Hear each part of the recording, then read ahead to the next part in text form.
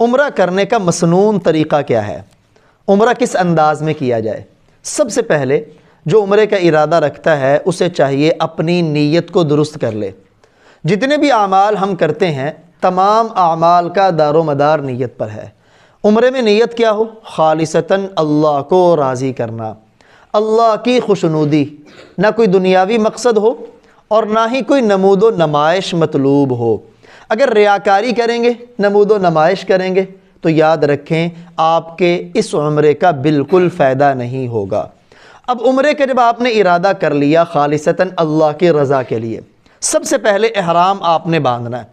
غسل کریں، احرام کی چادریں، یہ جو دو چادریں باندھی جاتی ہیں نا احرام میں، یہ احرام نہیں ہے، یہ احرام کا لباس ہے۔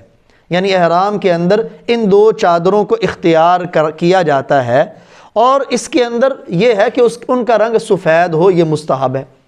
چادریں پہننے سے پہلے غسل کرنا مسنون ہے، لیکن آپ کا احرام تب ہوگا جب آپ عمرے کی نیت کر کے تلبیہ کہیں گے، کیونکہ جس شخص نے بھی مکہ المکرمہ جانا ہے، چاہے وہ حج کے ارادے سے جائے یا عمرے کے ارادے سے جائے یا اپنے کسی کاروبار کے لیے جائے، وہ مکہ المکرمہ میں بغیر احرام کے داخل نہیں ہو سکتا۔ جو بغیر احرام کے داخل ہوگا اس کے اوپر ایک جانور کو قربان کرنا واجب ہوگا، اس لیے آپ نے احرام باندھ کے جانا ہے۔ جو لوگ پاکستان سے، بنگلہ دیش سے، انڈیا سے عمرہ کرنے کے لیے جاتے ہیں، ان کے لیے احرام کی جگہ ہے یلملم، میقات مقرر ہے۔ میقات ان جگہوں کو کہتے ہیں کہ جو جگہیں احرام باندھنے کے لیے طے شدہ ہے، نبی اکرم صلی اللہ علیہ وسلم نے بیان فرمائی۔ تو پاکستان سے جو عمرہ کرنے کے لیے جاتے ہیں یا ہندوستان سے یا بنگلہ دیش سے، ان کے لیے احرام باندھنے کی جگہ اور میقات یلملم ہے، جسے آج سعدیہ کے نام سے جانا جاتا ہے۔ اب چونکہ جب ہم مکہ المکرمہ کی طرف سفر کرتے ہیں نا، تو ہم جہاز کے اندر ہی ہوتے ہیں اور وہ جگہ راستے میں گزر جاتی ہے، اس لیے احرام کی چادریں یا اپنے گھر سے باندھ لیں یا آپ ایئرپورٹ پہ جا کے باندھ لیں۔ 2 رکعت نفل بھی احرام کے بعد آپ ادا کر لیں، لیکن ابھی عمرے کی نیت نہ کریں، چونکہ عمرے کی جب آپ نیت کریں گے تو احرام کی ساری پابندیاں آپ کے اوپر لازم ہو جائیں گی۔ جب آپ اپنی فلائٹ میں بیٹھ جائیں، جہاز میں بیٹھ جائیں اور جہاز آپ کا پرواز کر جائے، اگرچہ جہاز کے اندر اعلان بھی کیا جاتا ہے کہ ابھی تھوڑی دیر بعد ہم میقات سے گزرنے والے ہیں، آپ احرام کی نیت کر لیں، لیکن آپ جہاز جب آپ کا اڑ جائے، تھوڑی دیر اڑنے کے بعد آپ احتیاطاً پہلے ہی عمرے کی نیت کر لیں۔ عمرے کی نیت انسان کے دل کا فعل ہے۔ دل میں آپ نے نیت کر لی کہ آپ عمرہ کرنے جا رہے ہیں تو آپ کی نیت ہوگی، وگرنہ کتابوں کے اندر الفاظ بھی آتے ہیں، اللہم انی ارید العمرہ، اے اللہ میں عمرے کا ارادہ رکھتا ہوں، فیسرھا لی، اس عمرے کو میرے لیے آسان کر دے، وتقبل منی، اور مجھ سے اس عمرے کو قبول کر لے۔ نیت کرنے کے بعد مرد حضرات بلند آواز سے اور عورتیں آہستہ آواز سے تلبیہ پڑھ لیں، لبیک اللہم لبیک، لبیک لا شریک لک لبیک، ان الحمد والنعمت لک والملک لا شریک لک۔ جب آپ نے تلبیہ پڑھ لیا تو اب آپ محرم بن گئے، یعنی اب آپ احرام کی حالت میں آ گئے۔ اب احرام کی جتنی پابندیاں ہیں وہ آپ کے اوپر لاگو ہیں۔ احرام کی پابندیاں کتنی ہیں؟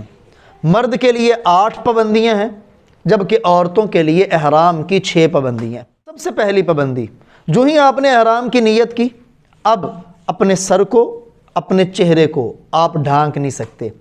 مرد حضرات دونوں چیزوں کو، جبکہ عورتوں نے اپنے سر کو تو ڈھانکنا ہے، اپنے چہرے کو نہیں، یعنی چہرے کو کپڑا نہیں لگنے دینا۔ دوسری پابندی احرام کی حالت میں یہ ہے کہ اب محرم نہ خوشبو لگا سکتا ہے اور نہ ہی خوشبو کو ارادتاً سونگھ سکتا ہے۔ جب آپ نے احرام کی چادریں پہنی تھی اس وقت آپ اپنے آپ کو خوشبو لگا سکتے ہیں، باڈی سپرے کر سکتے ہیں، اپنے احرام پر ایسی خوشبو لگا سکتے ہیں کہ اس کا وجود نظر احرام کے اوپر نہ آئے۔ یہ پابندی مردوں کے لیے بھی ہے، عورتوں کے لیے بھی ہے۔ اب آپ سلا ہوا کپڑا نہیں پہن سکتے، نہ قمیص، نہ پاجامہ، نہ کوٹ، نہ پتلون، نہ بنیان۔ لیکن یہ پابندی مردوں کے لیے ہے، عورتوں کے لیے نہیں، کہ اپنی بیوی سے نہ صحبت والی بات کرنی ہے اور نہ صحبت کر سکتے ہیں۔ یہ مردوں کے لیے بھی ہے اور خواتین کے لیے بھی ہے۔ اب آپ ایسا جوتا نہیں پہن سکتے جس سے آپ کے پاؤں کی جو ابری ہوئی ہڈی ہے نا یہ چھپے، اس لیے کینچی عمرہ کرنے والوں کو لے لینی چاہیے اور وہ پہنے۔ لیکن یہ پابندی صرف مردوں کے لیے ہے، عورتوں کے لیے نہیں۔ عورتیں بوٹ بھی پہن سکتی ہیں، موزے بھی پہن سکتی ہیں، جو چاہے پہن سکتی ہیں۔ جب آپ نے احرام کی نیت کر لی، اب آپ نہ حرم میں جا کے کوئی گھاس کاٹ سکتے ہیں، نہ کسی پودے کی ٹہنی توڑ سکتے ہیں۔ یہ پابندی مردوں کے لیے بھی ہے، عورتوں کے لیے بھی۔ اب آپ احرام کی حالت میں حرم کے اندر نہ کوئی شکار کر سکتے اور نہ ہی کسی کو بتا سکتے ہیں وہ شکار ہے تم شکار کرو، یعنی رہنمائی بھی نہیں کر سکتے، حتیٰ کہ اپنے بالوں سے جوں نکال کر اسے بھی نہیں مار سکتے۔ اب یہ کل 8 پابندیاں ہیں، جس میں 6 خواتین کے لیے ہیں اور 8 مردوں کے لیے۔ خواتین کے لیے جو پابندی نہیں، نمبر 1، خواتین سلا ہوا کپڑا پہن سکتی ہیں جبکہ مرد نہیں پہن سکتے، یعنی خواتین نے جو لباس پہنا ہوا ہے نا وہی خواتین کا احرام ہے۔ عموماً خواتین سمجھتی ہیں فلاں رومالی لیں گے، فلاں سکارف لیں گے پھر ہمارا احرام ہوگا، ایسی کوئی بات نہیں۔ ان کے جو معمول کا لباس ہے وہی ان کا احرام ہے۔ تو مرد سلا کپڑا نہیں پہن سکتے، خواتین سلا کپڑا پہن سکتی۔ دوسرا فرق، مرد حضرات پاؤں میں ایسا جوتا نہیں پہن سکتے جس سے ابری ہوئی ہڈی چھپے، لیکن خواتین پہن سکتی ہیں۔ ان 2 چیزوں میں مردوں اور عورتوں کے احرام کے پابندی میں فرق ہے، باقی تمام چیزیں دونوں کی مشترکہ ہے۔ صرف مرد حضرات اپنے چہرے کو بھی ننگا رکھیں گے، سر کو بھی ننگا رکھیں گے، جبکہ خواتین سر کے بالوں کو چھپائیں گی، صرف احرام کی حالت میں چہرے پہ کپڑا نہیں لگنے دیں گی۔ تو ان احرام کی پابندیوں کو سیکھ کر ان پر عمل کرنا حاجی کے لیے بھی ضروری ہے اور عمرہ کرنے والے کے لیے بھی ضروری ہے۔ آپ نے احرام کی نیت کر لی، آپ جہاز کے اندر تھے، آپ نے احرام کی نیت کر کے تلبیہ پڑھ لیا۔ اب آپ کی زبان کا ورد اور ذکر بس وہ تلبیہ ہو، لبیک اللہم لبیک لبیک لا شریک لک لبیک ان الحمد والنعمت لک والملک لا شریک لک۔ کسی اونچائی پہ چڑھیں تب بھی تلبیہ پڑھیں، کسی گہرائی میں اتریں تب بھی تلبیہ پڑھیں، جہاز میں دل گھبرانے لگے تب بھی تلبیہ پڑھیں۔ یعنی اب آپ کی زبان کا ورد خانہ کعبہ کا طواف شروع کرنے سے پہلے وہ تلبیہ آپ کا افضل ترین ذکر ہے۔ جو ہی آپ جدہ ایئرپورٹ پہ اتریں اور مکۃ المکرمہ حرم کے اندر پہنچے، حرم میں جا کے جلد بازی سے کام نہ لیں، آرام سے اپنا سامان اپنی رہائش پہ رکھیں، پرسکون ہو کر اب بیت اللہ کی طرف چل دیں۔ جو ہی آپ خانہ کعبہ پہ آپ کی نظر پڑے، احادیث مبارکہ میں آتا ہے یہ قبولیت دعا کا وقت ہے، اور علماء فرماتے ہیں اس وقت سب سے پہلے یہ دعا مانگ لے کہ یا اللہ اب کے بعد میں جتنی دعائیں مانگوں سب کی سب قبول کر لے۔ اب وہ ایک دعا مانگے گا، بعد میں جتنی دعائیں مانگے گا قبول ہے۔ تو اب سب سے پہلے آپ خانہ کعبہ کے پاس جائیں، دیکھیں اگر نماز کا وقت نہیں ہے اب طواف کی نیت کریں، چونکہ آپ اپنے عمرے کا ایک فرض ادا کرنے لگیں۔ حجر اسود کے سامنے جا کر اپنے ہاتھوں کو کانوں تک اٹھائیں اور 3 مرتبہ پڑھیں بسم اللہ اللہ اکبر لا الہ الا اللہ وللہ الحمد والصلاة والسلام علی رسول اللہ۔ یہ اکیلا بسم اللہ اللہ اکبر پڑھ لیں، 3 مرتبہ پڑھیں۔ اس کے بعد آپ نے حجر اسود کا بوسہ لینا ہے، چونکہ حجر اسود تک پہنچنا بغیر دوسروں کو تکلیف پہنچائے بڑا مشکل ہے، اس لیے دور سے، کیونکہ طواف کرنا یا عمرہ کرنا سنت ہے اور لوگوں کو تکلیف سے بچانا ہر انسان کے اوپر واجب اور فرض ہے، اس لیے کسی کی تکلیف کا باعث نہ بنے اپنے شوق کے پیچھے۔ اب آپ دور سے ہی حجر اسود کا اگر آسانی سے ممکن ہو وہاں جا کے بوسہ دینا تو حجر اسود پر پہنچ جائے، اگر ممکن نہ ہو تو دور سے اس کا استلام کریں، یعنی حجر اسود کے بوسے کو دور سے دینے کو کہتے ہیں استلام کرنا۔ وہ کیا، اپنے ہاتھوں کو یوں اٹھائیں، یوں اٹھا کے اپنے دائیں ہاتھ کو چوم لیں، گویا کہ آپ نے حجر اسود کو بوسہ دے دیا۔ اب آپ اپنا طواف شروع کریں۔ طواف آپ یوں شروع کریں گے کہ آپ کا بایاں کندھا خانہ کعبہ کی طرف ہوگا اور دایاں کندھا دوسری طرف ہوگا۔ حجر اسود سے آپ کا پہلا چکر شروع ہوگا اور یہ چکر آ کے حجر اسود پر ہی ختم ہوگا۔ کل 7 چکر آپ نے خانہ کعبہ کے ارد گرد لگانے۔ اچھا، اس چکر لگانے کے دوران ہم نے پڑھنا کیا ہے؟ جو دعائیں آپ کو آتی ہیں آپ وہ اللہ سے مانگتے رہیں، لیکن اگر آپ کو دعائیں زیادہ یاد نہیں تو تیسرا کلمہ سبحان اللہ والحمد للہ ولا الہ الا اللہ واللہ اکبر، اس کو پڑھتے رہیں۔ اور جب آپ رکن یمانی پہ پہنچے، یعنی حجر اسود سے جو پیچھے والا کونا ہے اس کو رکن یمانی کہتے ہیں، جب آپ وہاں سے پہنچے، بعض لوگ رکن یمانی کی طرف بھی اشارہ کر رہے ہوتے ہیں، نہیں، اگر آپ رکن یمانی کے قریب سے گزر رہے ہیں نا تو پھر آپ رکن یمانی کو اپنا دایاں ہاتھ لگا دیں، بوسہ دینے کی ضرورت نہیں ہے۔ لیکن اگر آپ رکن یمانی سے دور ہیں تو آپ کو ہاتھ کا اشارہ کرنے کی بھی ضرورت نہیں۔ جب آپ رکن یمانی پہ پہنچے تو رکن یمانی سے لے کے حجر اسود تک جس دعا کا آپ صلی اللہ علیہ وسلم نے اہتمام کیا وہ یہ ہے ربنا آتنا فی الدنیا حسنہ وفی الآخرۃ حسنہ وقنا عذاب النار، اس دعا کا آپ اہتمام کریں۔ حجر اسود پر جب آپ آئیں گے تو آپ کا پہلا چکر پورا ہو جائے گا، لیکن طواف کرنے کے دوران عموماً جو غلطی کی جاتی ہے کہ لوگ طواف کے دوران خانہ کعبہ کو دیکھ رہے ہوتے ہیں۔ طواف کے دوران آپ کی نظر سیدھی ہو، نیچے ہو یا سامنے آپ کی نظر ہو، خانہ کعبہ کی طرف بھی آپ نے نہیں دیکھنا اور ارد گرد بھی آپ نے نہیں دیکھنا۔ اگر تو طواف کے دوران آپ کو کوئی جان پہچان والا مل جاتا ہے تو آپ اس سے ملاقات کر سکتے ہیں، لیکن زیادہ ٹائم پاس نہ کریں، بلکہ سلام لے کے اسے کہ میں اپنا طواف مکمل کر لوں پھر میں آپ سے آ کے ملتا ہوں۔ باوضو حالت میں طواف کے لیے وضو کرنا ضروری ہے۔ جب حجر اسود پہ آ کے آپ کا ایک چکر پورا ہو، اب پھر ہاتھوں کو یوں اٹھائیں، حجر اسود کو بوسہ دینے کے لیے سینے تک اٹھا لیا یوں، بسم اللہ اللہ اکبر، دائیں ہاتھ کو چومیں، اپنا پھر دوسرا چکر شروع کر دیں، اور پھر تیسرا چکر اسی طرح، یعنی جب آپ کا دوسرا چکر مکمل ہو پھر حجر اسود کو بوسہ دیں، اپنے ہاتھ کو چومیں۔ اسی طرح 7 چکروں میں 8 مرتبہ آپ نے جب 7 چکر پورے ہو جائیں آخر میں پھر حجر اسود کو بوسہ دے کے اپنے طواف کو مکمل کریں۔ جب آپ نے طواف کے پہلے چکر شروع کرنے ہیں نا، 7 چکر لگانے، پہلے 3 چکروں میں مردوں کے لیے رمل ہے۔ رمل کیا ہے؟ سینے کو تان کر اکڑ اکڑ کے چلنا۔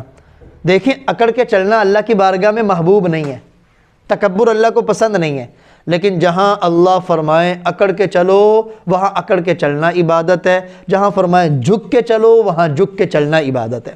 اب اصل میں جب عمرہ کرنے کے لیے آئے تھے نا صحابہ کرام، تو مکے والے سمجھ رہے تھے یہ کمزور ہیں، یہ کمزور ہو گئے، مدینے کی آب و ہوا ان کو موافق نہیں آئی، تو اللہ کے نبی کو اللہ نے وحی کے ذریعے بتایا وہ تمہیں کمزور سمجھ رہے ہیں، اس لیے جب تم طواف شروع کرو تو اکڑ اکڑ کے چلو تاکہ انہیں پتہ چلے پہلوان ہے، یہ کمزور نہیں ہے۔ تو پہلے 3 چکروں میں مرد حضرات رمل کریں گے، یعنی سینہ تان کر یوں بہادروں کی طرح چلیں گے، اور آخری 4 چکر وہ نارمل انداز کے اندر خانہ کعبہ کے کریں گے۔ جب طواف مکمل ہو جائے تو طواف مکمل ہو جانے کے بعد اب آپ نے گڑ گڑا کے اپنے اللہ سے دعائیں مانگنی۔ دعائیں مانگنے کی بہترین جگہ، مسنون جگہ ہے ملتزم۔ ملتزم کون سی جگہ ہے؟ حجر اسود اور خانہ کعبہ کو جو دروازہ ہے اس کے درمیانی جگہ کو ملتزم کہتے ہیں۔ اس سے چمٹ کر اگر آپ کے لیے آسانی سے ممکن ہو چمٹ کر دعائیں مانگے، اگر رش کی وجہ سے نہ جانا ممکن ہو تو جہاں جگہ آپ کے پاس آسانی ہو وہاں گڑ گڑا کے اللہ سے دعا مانگے۔ اس کے بعد آپ نے طواف کے 2 واجب رکعت ادا کرنی، یعنی جب طواف کر لیا اب تو طواف کے شکرانے کے طور پر 2 رکعت نفل ادا کرنا واجب ہے۔ وَاتَّخِذُوا مِن مَّقَامِ إِبْرَاهِيمَ مُصَلَّى، وہاں ایک مقام ابراہیم ہے، آپ نے دیکھا ہوگا وہ سونے کی جالی کے ساتھ اس کو چھپایا ہوا ہے، اس کے اندر وہ پتھر ہے جس کے بارے میں علماء فرماتے ہیں کہ ابراہیم علیہ السلام اس کے اوپر کھڑے ہو کر انہوں نے خانہ کعبہ کو تعمیر کیا تھا، اور اس پتھر میں ابراہیم علیہ السلام کے قدموں کے نشانات ابھی بھی نقش ہیں۔ اب اس کے پاس یعنی مقام ابراہیم کے پاس جا کے نفل ادا کریں اگر جگہ مل جائے، نہ جگہ ملے تو پیچھے ہٹ کر جہاں آسانی سے نفل آپ ادا کر سکتے ہوں وہاں جا کے 2 رکعت نفل ادا کریں۔ نفل ادا کرنے کے بعد اب آپ وہاں آب زمزم کے کولر پڑے ہوں گے، سیر ہو کر پیٹ بھر کر رج کر آب زمزم پئیں، چونکہ آپ صلی اللہ علیہ وسلم نے فرمایا مومن اور منافق کے درمیان فرق یہ ہے، مومن پیٹ بھر کر آب زمزم پیتا ہے جبکہ منافق زیادہ آب زمزم نہیں پی سکتا۔ سیر ہو کر آب زمزم پئیں، اور آب زمزم جس مقصد کے لیے بھی انسان پیے، آپ صلی اللہ علیہ وسلم نے فرمایا اللہ اسے وہ مقصد دے دیتے۔ ماء زمزم لما شرب لہ، تو جس مقصد کی نیت کریں گے اللہ تعالیٰ وہ آپ کو عطا فرمائیں گے۔ جب آپ نے زمزم پی لیا، پینے کے بعد ساتھ ہی وہاں باب الصفا ہے، وہاں سے آپ صفا مروہ کے درمیان سعی کرنے کے لیے چلے جائیں، چونکہ صفا مروہ کے درمیان سعی کرنا عمرے میں واجب ہے۔ سب سے پہلے آپ صفا پہ جائیں، صفا پہاڑی سے اپنی سعی کا آپ نے آغاز کرنا ہے۔ جب آپ صفا پہاڑی پہ پہنچے، پہاڑی کو تو انہوں نے شیشے کے درمیان چھپایا ہوا ہے، نیچے تو پتھر لگا ہوا ہے، سنگ مرمر لگا ہوا ہے۔ جب آپ صفا پہاڑی پہ چڑھ جائیں تو دیکھیں جہاں سے آپ کو خانہ کعبہ نظر آئے، خانہ کعبہ کو دیکھ کر دل کھول کر اللہ سے دعائیں مانگے، کیونکہ یہ بھی دعا کی قبولیت کی جگہ ہے۔ پھر وہاں سے ان الصفا والمروۃ من شعائر اللہ، صفا اور مروہ اللہ کے شعائر میں سے ہے، دین کے نشانات ہیں۔ تو صفا سے اپنی سعی کا آغاز کریں، آرام جیسے نارمل انسان چلتا ہے ویسے چلے، لیکن ان دونوں کے درمیان میں میلین اخضرین ہے، یعنی وہ جگہ ہے جہاں اماں ہاجرہ علیہ السلام نے دوڑ لگائی تھی، کیونکہ جب وہ سعی کر رہی تھی نا تو پیچھے بچہ جب ان کی نظروں سے اوجھل ہو جاتا تو اس خوف میں دوڑ لگاتی تھی۔